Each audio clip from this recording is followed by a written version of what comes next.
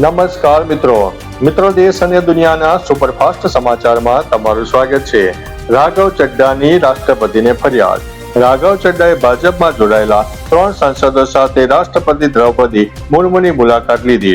તેમણે પંજાબમાં આપ સરકાર દ્વારા સત્તાના દુરુપયોગ અને બંધારણીય અધિકારીઓના હનન અંગે ફરિયાદ વ્યક્ત કરી। ચડ્ડાએ આક્ષેપ કર્યો છે પક્ષ પલટા બાદ આપ બદલાની રાજનીતિ કરી રહી છે। તેમણે કટાક્ષ કરતા કહ્યું છે એક રાજકીય પક્ષની જેમ વર્તવાને બદલે આપ ઠુકરાયેલી પ્રેમિકા જેવું વર્તન કરી રહ્યા છે। અન્ય મહત્વના સમાચારની વાત કરીએ તો લાંચ કેસમાં પોલીસ ઇન્સ્પેક્ટરને 2 વર્ષની સજા। રાજકોટના મોટા મવા સરપંચ હત્યા કેસમાં ફરિયાદીનું નામ ન ખોલાવવા ₹3.5 લાખની લાંચ લેનારા તત્કાલીન PSI ગોસાઈને કોર્ટે 2 વર્ષની કેદ અને ₹10,000નો દંડ ફટકાર્યો છે। વર્ષ 2010માં 1.5 લાખનો બીજો હપ્તો સ્વીકારતા એસીબીના છટકામાં તેઓ ઝડપાઈ ગયા હતા। લાંબી કાયદાકીય પ્રક્રિયા બાદ 72 વર્ષીય પૂર્વ પોલીસ અધિકારીને ખાસ અદાલતે તસ્કરીવાન ઠરાવીને સજા સંભળાવી દીધી છે। અન્ય મહત્વના સમાચારની વાત કરીએ તો કચ્છના નાના રણમાં વિશ્વનું સૌથી નાનું ફેનિક્સ શિયાળ દેખાયું।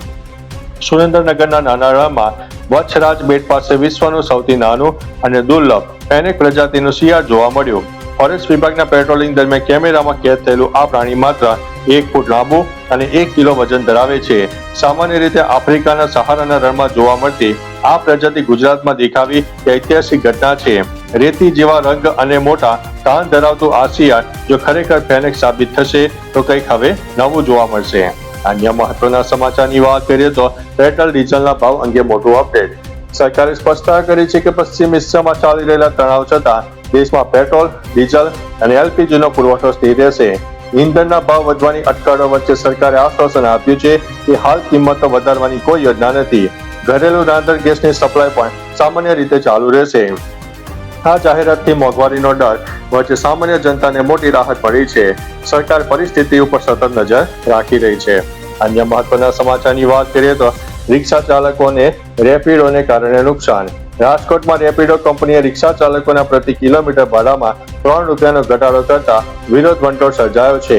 અગાઉ મળતા ₹15ને બદલે હવે ₹12 અપાતા 300 થી વધુ રિક્ષા ચાલકો રેલી યોજીને રોષ વ્યક્ત કર્યો।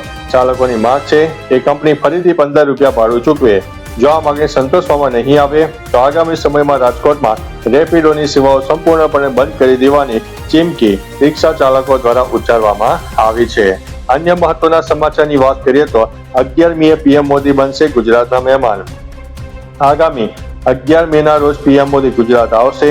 ગુજરાત પ્રવાસ દરમિયાન પ્રધાનમંત્રી સોમનાથ સ્વાભિમાન પર્વની ઉજવણીમાં સામેલ થશે। ત્યારબાદ વડોદરામાં ₹150 કરોડના ખર્ચે તૈયાર કરાયેલા સરદાર ધામ 3નું લોકાર્પણ કરશે।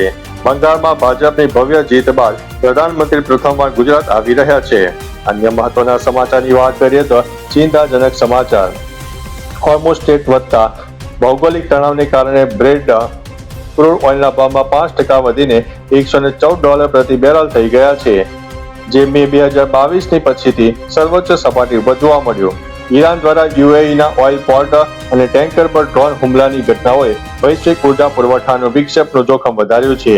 શિપિંગ રૂટ પર વધતી અસ્થિરતા અને યુએસ નેવી સાથેના ઘર્ષણને પગલે તેલ બજારમાં ગભરાટ ફેલાયો છે, જેના પરિણામે ઇંધણના ભાવમાં મોટો ઉછાળો જોવા મળ્યો છે। અન્ય મહત્વના સમાચારની વાત કરીએ તો દિલ્હી હાઈકોર્ટનો કડક આદેશ। દિલ્હી હાઈકોર્ટમાં એક્સાઇઝ પોલિસી સંબંધિત કેસ અંગે સુનાવણી હાથ ધરાઈ। એક્સાઇઝ પોલિસી સાથે જોડાયેલા સીબીઆઈ કેસ અંગેના મહત્વપૂર્ણ નિર્ણયમાં કોર્ટે તેને મદદ કરવા માટે એક એમિકસ-ક્યુરી નિમણૂક કરવાનો દાવો કર્યો છે। આ પગલું ત્યારે લેવામાં આવ્યું જ્યારે કેસના 3 મુખ્ય પક્ષો અરવિંદ કેજરીવાલ, મનીષ સિસોદિયા અને દુર્ગેશ પાઠક સુનાવણી માટે હાજર ન થયા। ન્યાયાધીશ સ્વર્ણકાંત શર્માની કોર્ટે આ આદેશ આપ્યો છે। અન્ય મહત્વના સમાચારની વાત કરીએ તો મમતા બેનર્જીએ પત્રકાર પરિષદમાં શું કહ્યું?